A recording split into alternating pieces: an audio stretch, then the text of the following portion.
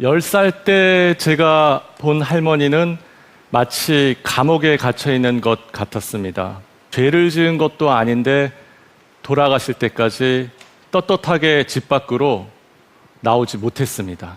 환자와 그 가족을 사회와 일상으로부터 철저히 격리시킵니다. 치매라는 절망적인 감옥에 갇혀서 그대로 죽느냐, 아니면 탈출해서 세상 밖으로 나가느냐, 바로 지금 우리 손에 달려 있습니다.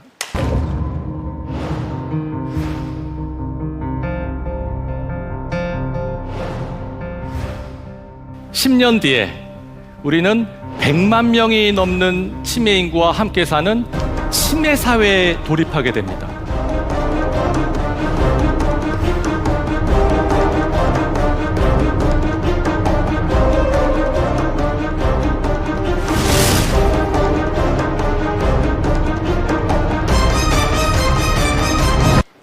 여러분들 혹시 알고 계시나요?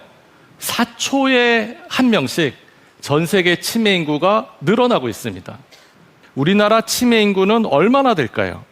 2010년에는 47만 명, 지금은 61만 명입니다.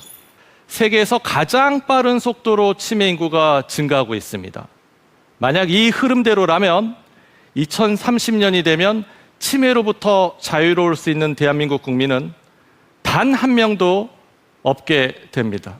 10년 뒤에 우리는 100만 명이 넘는 치매 인구와 함께 사는 치매 사회에 돌입하게 됩니다. 가장 중요한 것은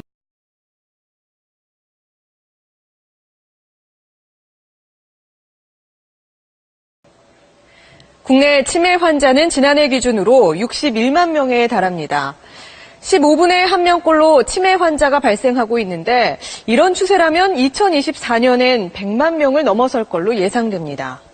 이처럼 치매 환자가 빠르게 늘다 보니 지난해 치료에 들어간 돈만 1조 원이 넘습니다. 치매 현실과 대응책을 짚어보는 연속기획 첫 순서 남주연 기자입니다. 이 80대 할아버지는 지난 2009년부터 치매를 알아왔습니다.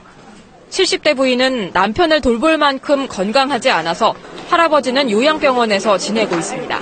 간염이 제일 비싸요. 집그래도 한 3채 있었는데 그동안에 다 없애고 지금은 이제 전세가 있어요.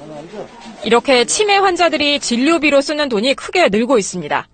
지난해 55세 이상 치매 환자 진료비는 1조 1,000억 원을 넘었습니다.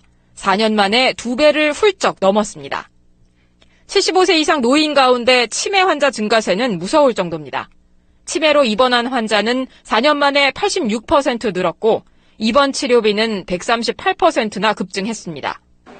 특히 75세 이상 노인들이 치매 치료를 위해 쓴 진료비는 다른 노인성 질환보다 훨씬 많습니다. 노령화되면서 늘고 있는 것도 사실이고 치매에 대한 걱정, 불안 이런 것 때문에 많이 찾아오고 계십니다.